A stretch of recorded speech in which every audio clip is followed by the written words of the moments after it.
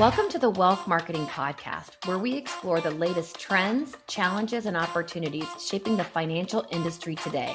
In each episode, we bring you insightful conversations with industry leaders sharing practical, actionable strategies to help advisors deepen relationships and meet growth goals. I hope you enjoy. Hi, everyone, and welcome to the Wealth Marketing Podcast. Today, I am so excited to have my dear friend, Mary Victoria Falzarano, on with me today. Mary Victoria has more than 20 years of experience doing public relations, and she's worked with me for about 10 of them. Mary Victoria heads up all of our public relations and has so much experience with top-tier publications such as Bloomberg, Wall Street Journal, New York Times, and also wealth management trade publications. Mary Victoria does not just get you in the headlines. She shapes lasting narratives. She loves what she does, and it shows. Welcome to the show. Thank you for having me. It's always great to talk to you. And I've learned so much from you, so I'm really looking forward to our conversation. This is going to be fun. So, Mary Victoria, we get questions from advisors all the time about public relations. And I think public relations has a sort of air of mystery about it a little bit, right? Like people sort of know what public relations is, but they may not know exactly how it works, if they should pursue public relations. What does public relations mean for them? And especially, what does public relations mean in the wealth management industry? And to be very clear, this discussion is really focused on public relations, right? We're not talking about the other areas of marketing and communications. We're not talking about branding or communications or marketing. We're really focused on public relations. I'd love to dive in, Mary Victoria, and hear from you a little bit. Why do you think PR sounds intimidating? So it's funny you say that because I think some of my closest friends truly don't understand what I do. And public relations is this kind of interesting thing where marketing, right? It's really straightforward. You know exactly what you're doing. You're placing an ad, you control the ad. PR is different. PR is relationship based. PR is really, really focused on getting your name and credibility out there. And what's so neat is firms are able to compete with huge companies that have billions of dollars to advertise with, right? And they're able to be in those same stories because of PR and because of their credibility. Even though they're a smaller firm, they're very well respected, and reporters see that and know that. So it's really an interesting space where you're able to be featured and talked about and then trusted by media. And in the same way, then clients are going to look at that and say, wow, you're next to this big brand. That's incredible. And I think even more, I think that if you think about the value of advertising, people know that it's an ad. People know you've paid to be placed in that spot. With earned media, it's so much more valuable. 100%. And there's such a vetting process, right? The New York Times or CNN or Fox News, they're not just going to quote anybody. They're going to quote someone that's trusted. They're going to look at your firm. They're going to vet your firm. And so we help with that whole process and really communicate, this is why this person should be quoted or listened to, or this is why you want to hear what they have to say. And so we kind of handle all that process for you. And then when you meet with the media, they're quoting you and you have that same the same credibility that anyone else would. So it's really kind of a neat process. And to your point, anyone can run an ad. Not anyone can be featured in an exclusive article about markets or macro environments or things with the economy. So it's fun. And I also think it's important to clear up a little mystery. It's not simple to be quoted in the media. It doesn't happen easily. It takes hours and hours and hours of you pitching someone to be in front of a reporter and pursuing a reporter over and over and over weeks or even months. So I'd love to hear a little bit about, what your process looks like. Yeah, it's so interesting because one story, the amount of hours, sometimes it takes a year to actually be featured in front of, in a specific publication. And we have many, a lot of times we'll meet with a client. They're like, I really would love to be in Barron's. That's aligned with our mission. Our clients are reading Barron's. We really want to be in that. But sometimes we don't really have the right messaging to get there. So we need to be in front of that reporter constantly with the messaging until those two things align. And the reporter might say, I love this client. I want to quote them tomorrow. But what they're talking about isn't aligned with what I'm talking about. How do we make those two things match up? So, MV, one thing I'd love to touch on is sort of the public relations environment as we're in it today. So many times an advisor will come to me and they may have done PR 20 or 30 years ago, and it was so easy to get in Barron's. It was so easy to get in Wall Street Journal, and they had articles in it all the time, and they want to do the same thing now. I'd love to hear why this is so much more challenging today than it used to be, and what has changed about public relations as it is now to make it so difficult to get your thoughts in front of a reporter and then published in a top tier publication. The current PR environment is probably one of the most competitive areas it's ever been in history. So there's a couple reasons for that. Number one, the internet has opened up so much where there's a lot more advisors out there. They're not just going to big banks anymore, right? They're really listening to family offices. They're really listening to, company firms that have lifted out. And so there's a whole different landscape we're looking at from that perspective. In addition to that, budgets have been cut, right? Mm-hmm. So you're not seeing print media the way that it used to print anymore. People are not getting the New York Times anymore. They're getting it as an app on their phone, right? So with that, you're seeing instead of someone paying, $200 for, to have something delivered, now they're paying, a smaller price. So budgets have significantly decreased at these publications, and less reporters are covering the space. So we used to have 8 reporters covering one specific space. Now we'll see 2. And so it's diminished that much. If you're looking at local publications, a lot of times they don't even have a finance reporter, and they're totally leaning on, things from Yahoo, things from Barron's, et cetera, or USA Today, and publishing that within their network. So it's really, really evolved and changed. And also the need to get content faster. Sometimes we'll send something one day past, and the reporter will say, well, we already covered that, or we covered that an hour ago. So you have to really be the first one coming with the news, which is also really important and timely. And that's so hard, right, for a busy advisor to stop what they're doing in the middle of their day. Maybe they have 10 meetings that day and try to respond to a media request that moment, to be the first one to respond. It's incredibly challenging, which makes, when you do get coverage in a top tier publication, makes it all the more valuable, right? Makes 100%. What you do miraculous, in my opinion. Well, thank you. So many times an advisor will come to me and ask, do they need PR? Is it right for them? I'd love to hear your thoughts on when it might be a right time for someone to think about engaging a public relations person, and is PR right for them? So PR is instant credibility. As soon as a client is vetting your firm to see if it's a good fit, the first thing they do is they research you. And so as something comes up, perhaps it's an article in Barron's, an article in the Wall Street Journal, and they see you quoted in that, and they see a really interesting article that has a great understanding of the current macro environment, or something happening, locally.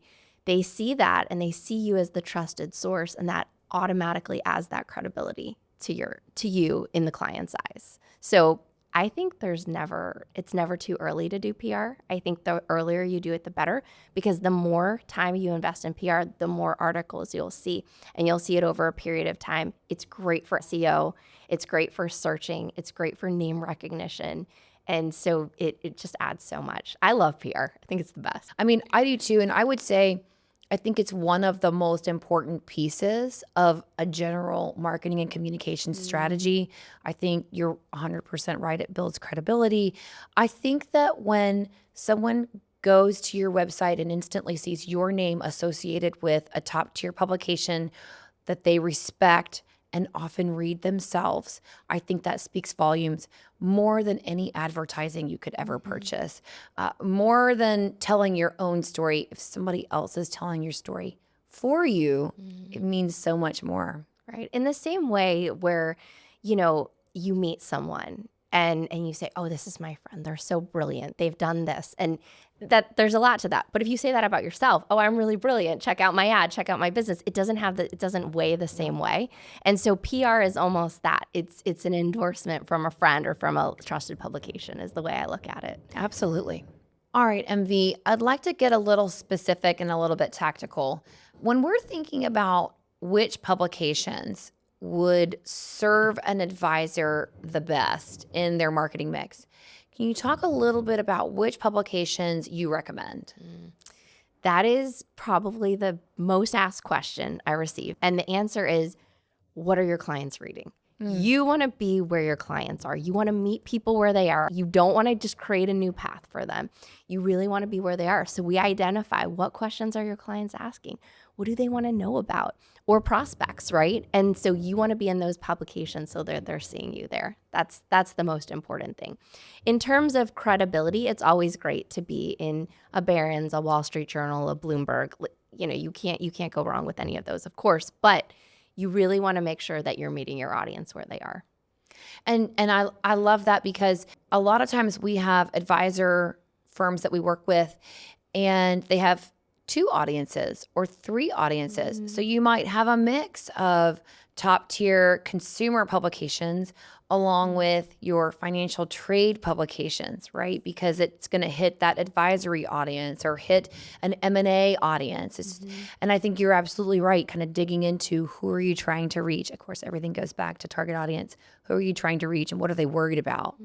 100%. And in addition to that, all 3 of those audiences require a separate strategy. You're not going to send the same, news to investment news that you're sending to Bloomberg. Those are 2 totally different strategies. So it's important to really lean into that message and be prepared to speak to what reporters are looking for in each individual space. Can you talk a little bit about these top tier publications, right? Of course, whenever I ask an advisor where they want to be, they say they want to be in Barron's, Bloomberg, or the Wall Street Journal. Can you talk a little bit about who would be a fit for these publications? Is there a sort of point they have to hit in terms of AUM or media notoriety to sort of be a fit for those publications? How would you define who is appropriate for a top tier publication? And how do you go about getting somebody in there who may not have a lot of media experience or may not have a high AUM?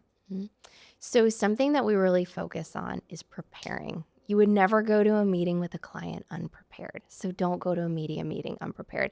As soon as you have that first meeting with a reporter and they're able to use your comments in their story and meet their deadline, all of a sudden the floodgates open and and they want to quote you again and there will be opportunity to be requoted, right? So that's why it's a relationship business. And that's why we focus on really giving the reporter what they need so that the next time they know that they can trust to come back to us and we're going to perform again. So it's very important. Reporters aren't always looking for the highest AUM. It's important to be over $1 billion. However, it's more important to really know what you're talking about, be able to turn around comment in a quick period of time, and then also be a trusted source. That is the most important part of the process. So you feel that having $1 billion in assets under management or assets under advisement is sort of a threshold? Is the starting threshold. We've worked with clients of all different sizes, but really that's where, large publications start to pay attention. Perfect. But more important is being prepared on that interview. So once you get the ball, you better run with it and score a touchdown in that first interaction with a reporter. Straight touch. That's all we need. I'd love to hear your thoughts on internal public relations person versus outsourcing public relations. Can you talk a little bit about how a firm might go about making that decision if they're thinking about hiring somebody internal to be part of their team or looking at a firm like working with someone like you or me? Again, one of the most often asked questions is that, should we bring somebody in-house or should we have an external firm? What you gain from the external firm is you have a team working behind you, right? It's not just one person with one person's relationships. You have all of the relationships. You have all the experience. So true. You have 20 years of PR relationships that have built and shifted and transitioned and that reporters know that they can trust. And they also, what's great about a firm, they know that you're almost that buffer, right? The firm is gonna bring the reporter the best candidate for that specific story, and they know that and trust that. If you have somebody internal, which there's benefits to that as well, but if you have somebody internal, they're always just bringing your firm, and it might not be the best fit, and that can actually burn relationships in a lot of ways. There's a lot of benefit if you have a good firm. There's a lot of not good firms out there, but if you have a good firm that really has built relationships for long periods of time, specifically in a space like whether it's finance or law or whatever it might be, it's really important that they have those relationships to take with them. So that's something I often recommend looking at when firms are deciding, do we want in-house or do we want external? That's a great point. What about the cost?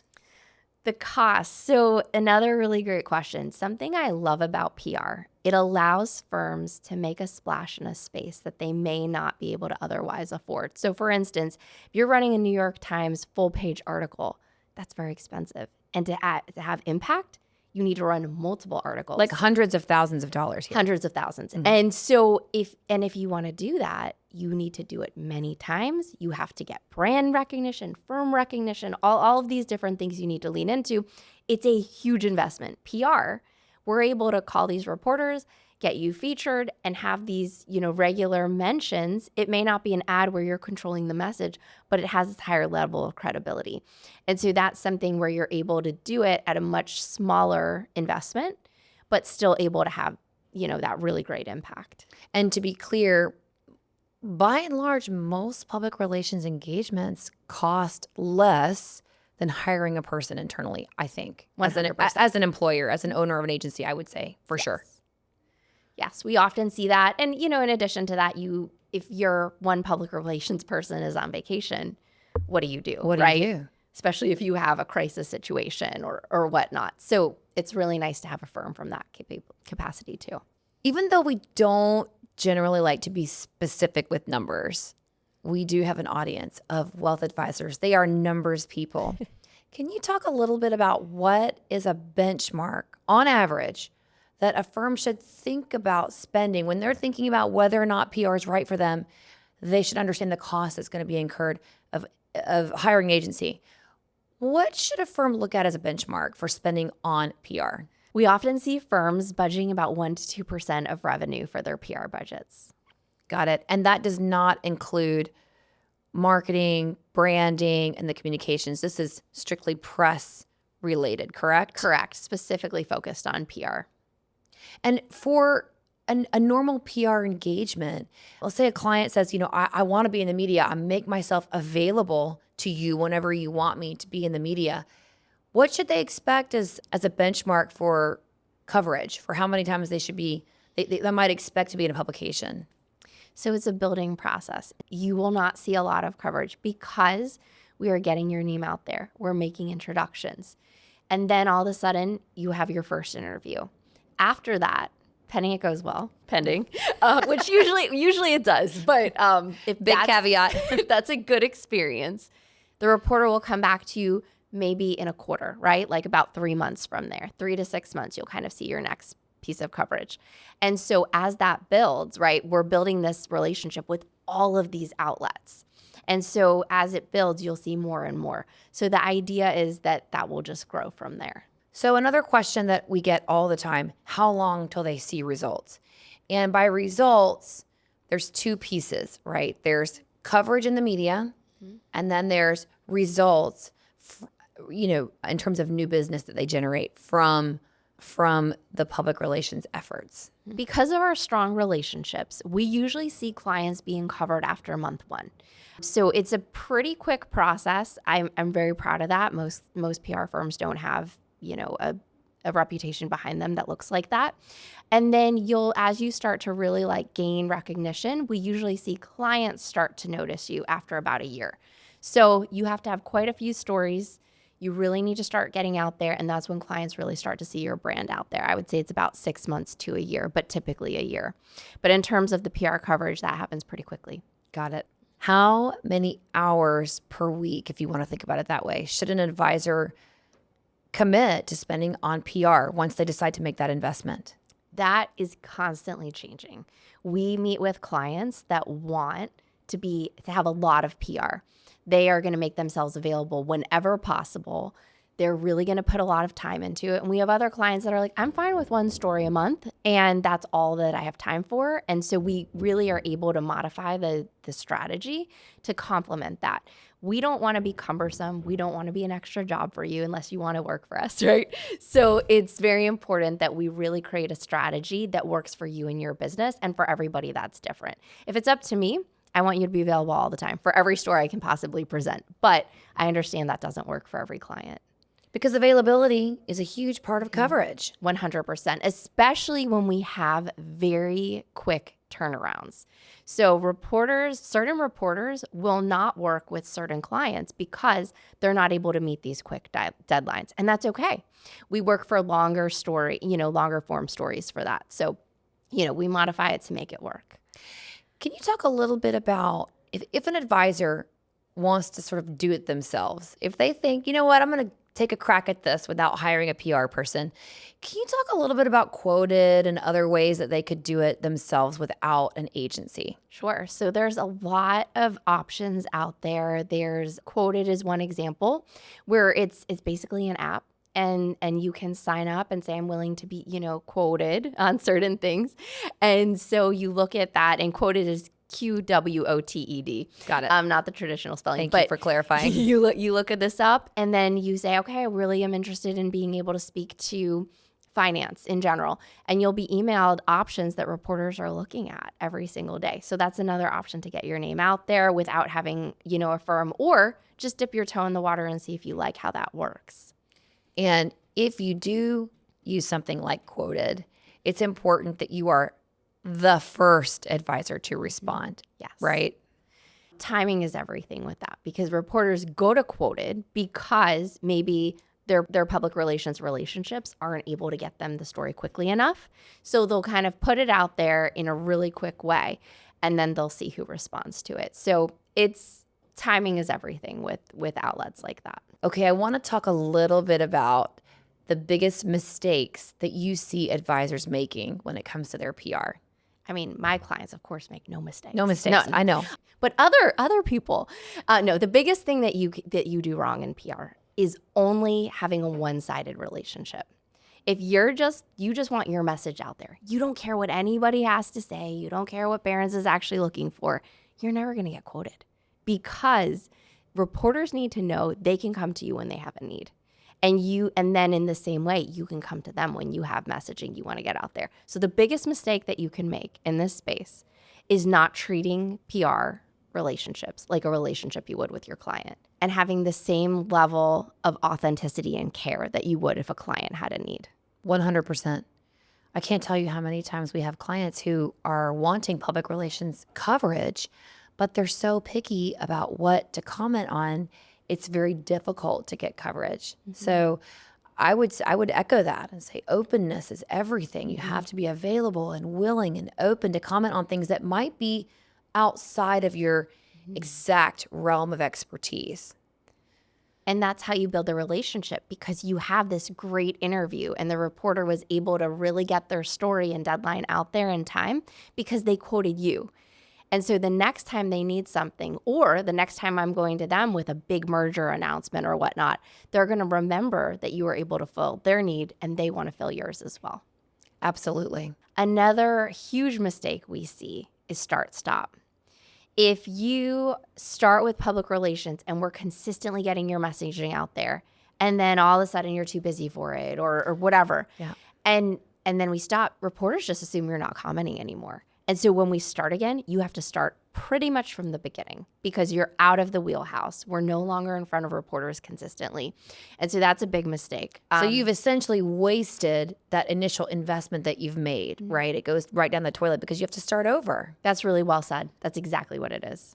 And then you don't have that trust that, reporters are looking for you to be a resource. You're helping them out. And if you're not able to deliver, and you start and you stop and you're not reliable, they're not likely to cover you.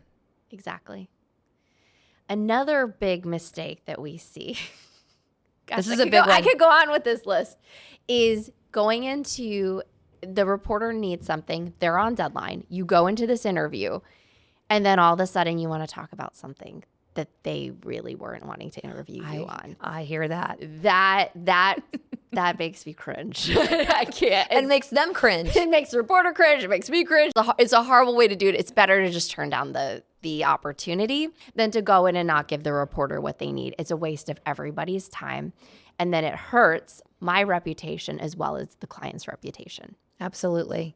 Because it's obvious, right? When someone gets on an interview and then completely evades the question. Mm-hmm. So exactly. want to avoid that. One other thing that I can say is another mistake I see is sometimes clients are too eager to answer a question, right? And maybe it's not in their best interest to actually answer that. And it's better that we turn down that interview opportunity than to take it and be quoted on something you're not comfortable with. So we need to think about that too. That's a really important one. Good point. Okay, just to wrap it up, tell me who should not invest in PR. You shouldn't invest in PR if you do not have time to meet with media and want to be quoted. Something that's really important is some people say, well, I've never been in media before. That's okay. We do a training. That's what we're here for. That we are here to hold your hand through the first interview, through the 100th interview, the entire thing.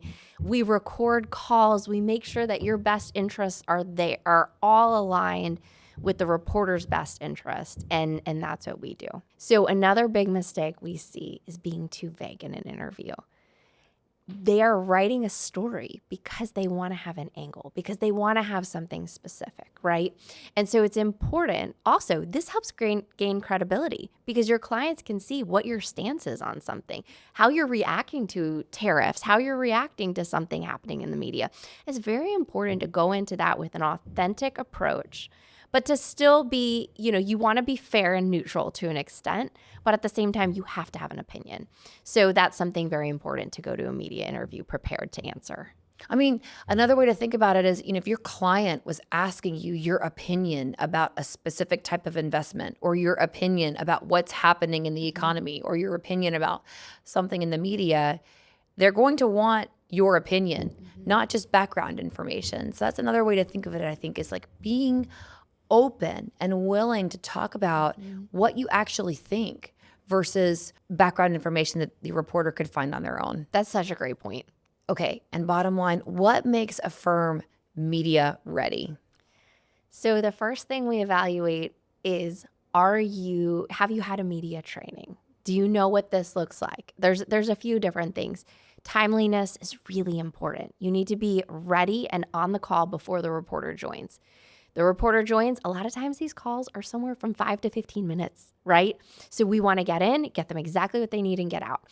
Another thing is learning to speak in a way that's easily quoted, right? So is a reporter able to pull a quote from this, or did you just give them like 7 lines that's going to take up half their article?